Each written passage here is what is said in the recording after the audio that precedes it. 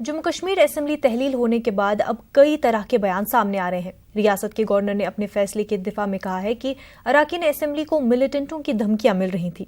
इसी दौरान राम माधव ने भी बयान दिया है कि रियासत में पाकिस्तान के इशारों पर फैसले लिए जा रहे हैं। उधर पीपल्स पार्टी के रहनुमा सजाद गनी लोन का क्या कहना है, आइए सुनते हैं। हमने स्टेक क्लेम किया, हमने कोई ऐसे हवा में स्टेक नहीं क्लेम किया। हमारे पास नंबर थे, और जब मैं बोलता हूं नंबर थे, ये कोई इलीगैलिटी नहीं थी। ये जो कॉन्स्टिट्यूशन आपको परमिट करता है, जो लॉ आपको परमिट करता है, उसके दायरे में था। अगर हमें फ्लोर टेस्ट होता या हमें बताया जाता कि आप नंबर लाइए, तो वही होता जो कि विद इन कॉन्स्टिट्यूशन के दायरे में अंदर बैठ के। नहीं, अब तो नंबर गेम खत्म हो गया। अब यह है कि पीडीपी चिल्ला रही, साहब हमारे पास नंबर थे तो डिसॉल्व क्यों की। लेकिन अभी तो सारे एग्जॉस्ट नहीं हुए ऑप्शन।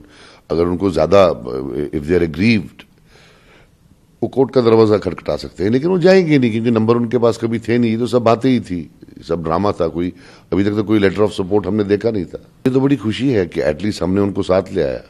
वो इतना डर है जो कि वो जो खानदानी राज वहां है, पिछले 30-40 साल से चल रहा है कि 6 साल एक खानदान बैठता है, 6 साल दूसरे खानदान बैठता है। ये स्टार्टिंग ऑफ द एंड है। वायलेंस है काफी कश्मीर में।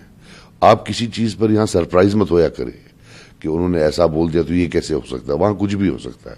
मैं खुद कोई इसमें कोई आश्चर्य की बात नहीं होगी।